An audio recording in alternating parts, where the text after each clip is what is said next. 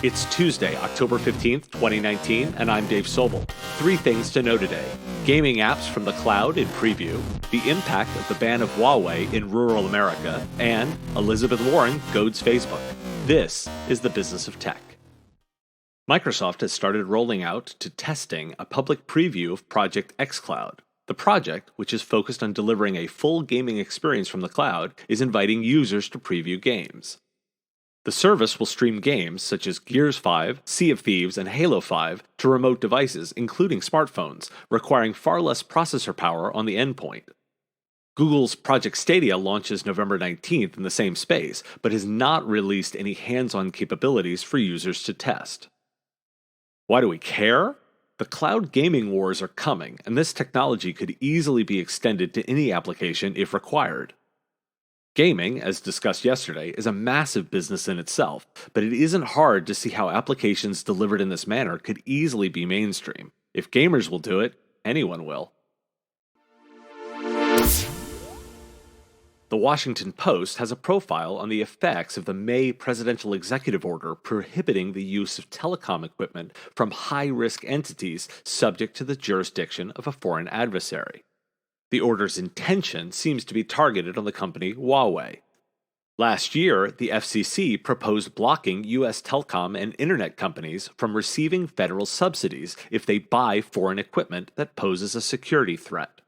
Pine Telephone Company in Oklahoma is profiled as they leveraged Chinese equipment supplier Huawei to build their network.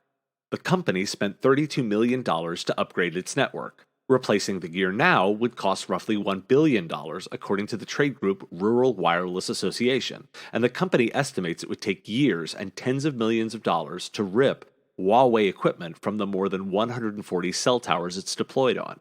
The article is a deep dive into the customers of Pine and the impact of broadband in the rural communities that the company serves. Links in the show notes.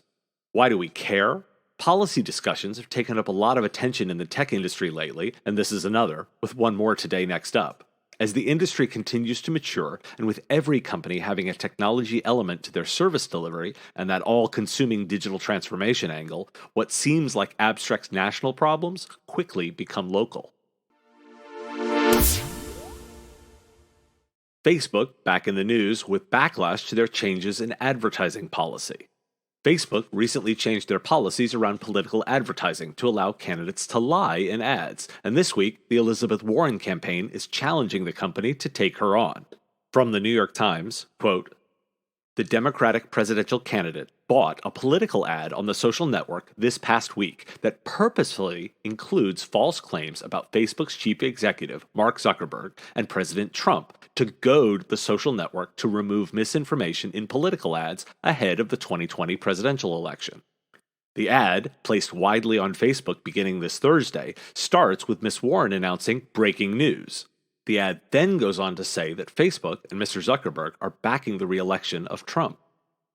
Neither Mark Zuckerberg nor the Silicon Valley company has announced their support of a candidate. End quote.